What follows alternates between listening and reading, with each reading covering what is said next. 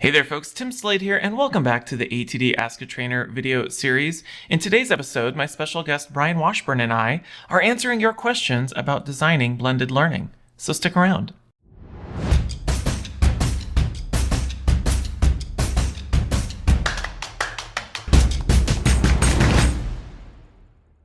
You know, one of the things I've always said about learning is that it's a process, not an event. And that the act of learning is an ecosystem of experiences that people have over time. And that's why it's our job as instructional designers, e-learning developers, trainers, and just everyday learning professionals to create training experiences that support the learning process over time. And one way to do that is by designing blended learning. So how do you do that? Well, that's exactly why I decided to invite Brian Washburn to join me and help me tackle your questions about designing blended learning. So let's get to it. Hey, Brian, thank you so much for joining us for this month's episode. How are you doing? I'm doing great. How are you, Tim?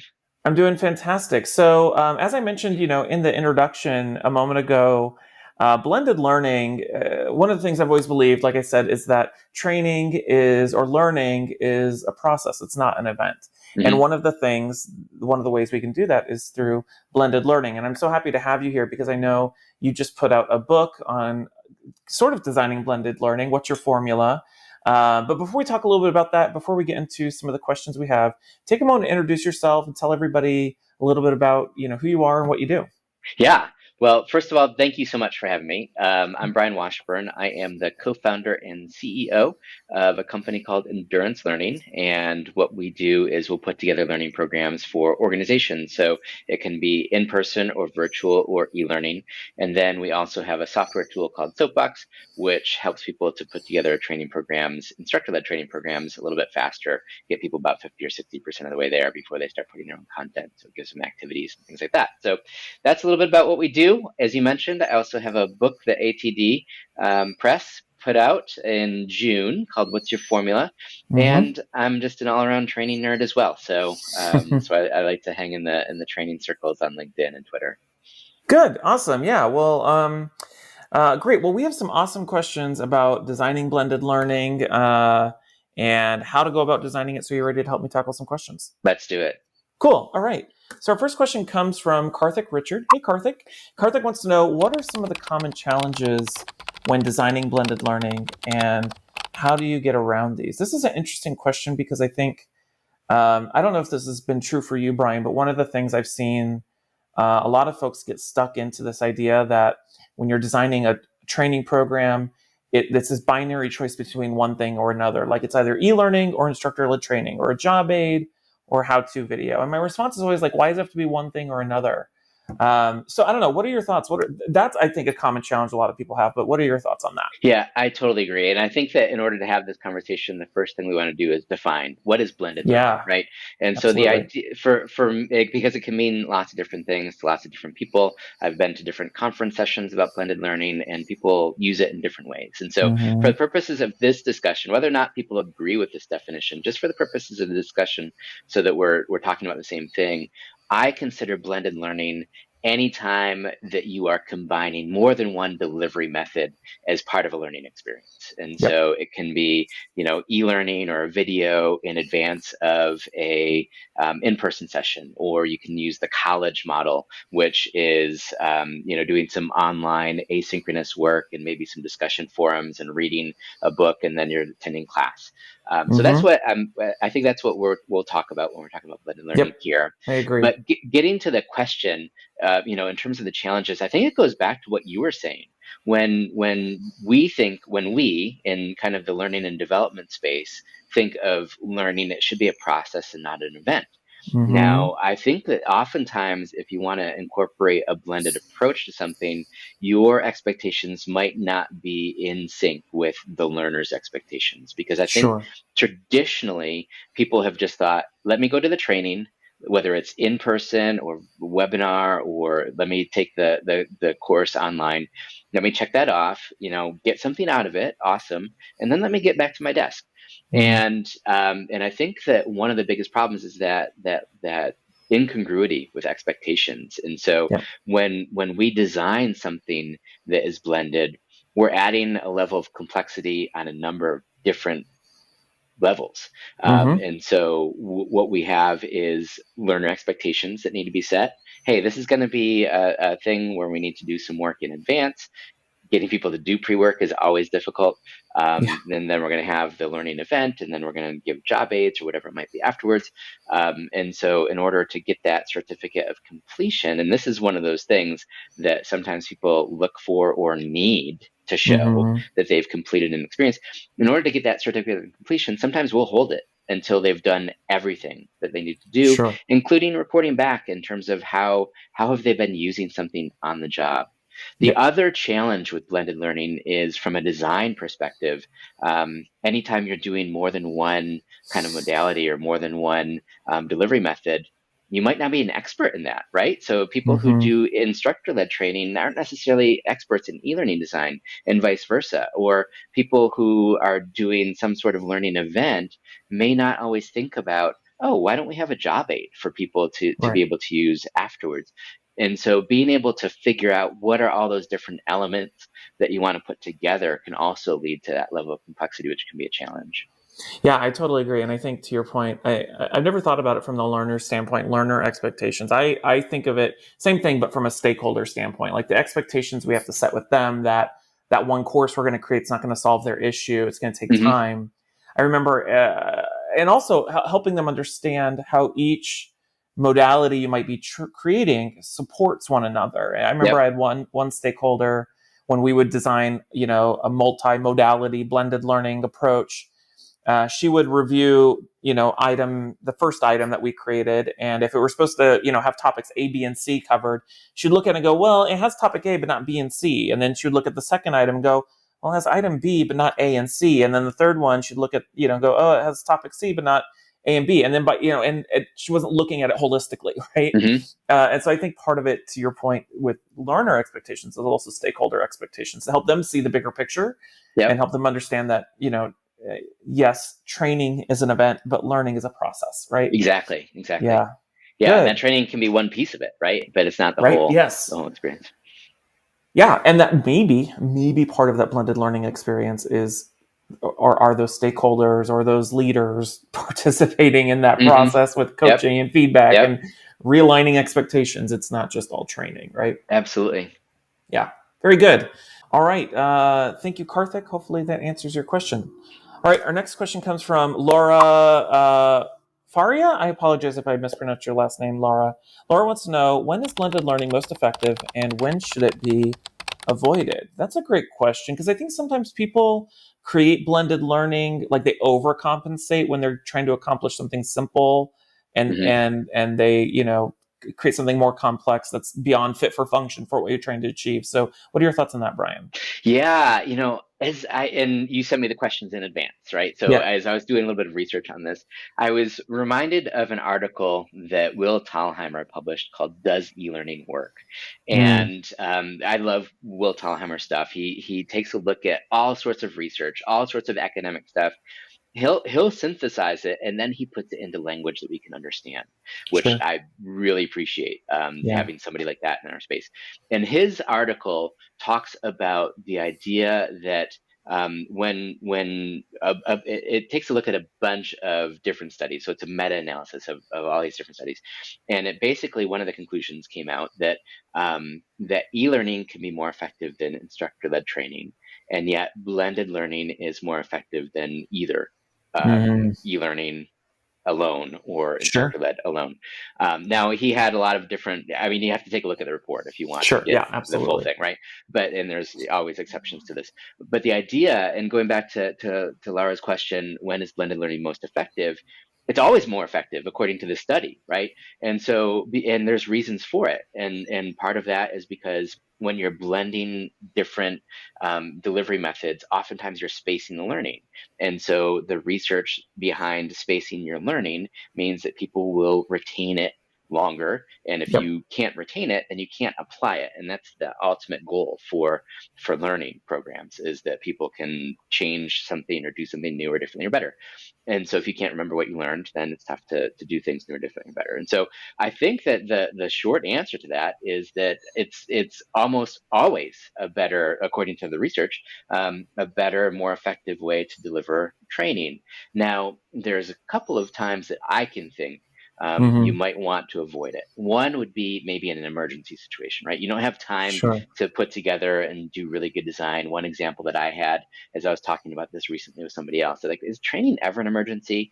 Not Mm. usually, but there are some times. I worked for an organization that worked in the foster care system, and we had a situation where there was a compound that was Oh, kind wow. of a religious compound that was raided, and all these children were taken out of the compound, taken away from their families, and put into foster care.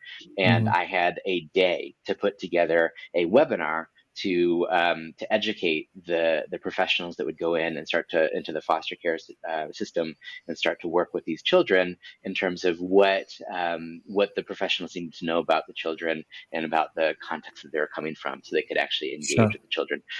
You're not going to put together a blended program, in 24 hours to do something like that. Yeah. That said, even in that case, you can still distribute the slides or make some sort of job aid afterwards that people can refer to, a quick reference guide or things like that. Another situation might be a situation in which a job aid is just the best answer, right? So Yep. we don't need to do training. We just Yep. need to put together a job aid and let people know that we don't need to sit down for 30 minutes or 60 minutes about how to connect our sound to the conference room Sure. kind of AV equipment. Just Yep. put a job aid there, and that will Yeah. work. So I think those might be a couple of instances when you might want to avoid it. But in general, I think that it's almost always a more effective delivery method than other modalities alone.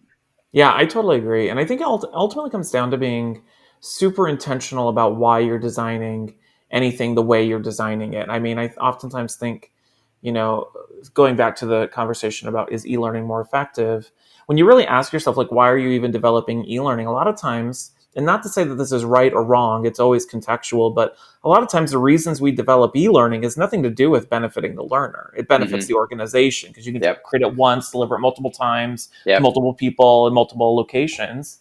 And so whether you do an e-learning or just a job aid or a combination of things, it's just being super intentional, I Yep. think. Yep.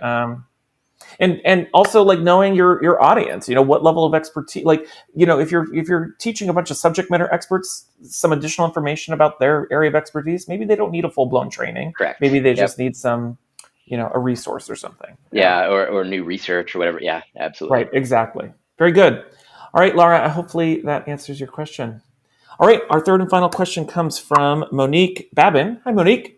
Monique wants to know, what new developments in learning design do you think are making the biggest impact on blended learning options? I mean, I think the obvious one's technology. And I don't know if this is a development, but it's making it more interesting, is remote work. But what are your thoughts, Brian?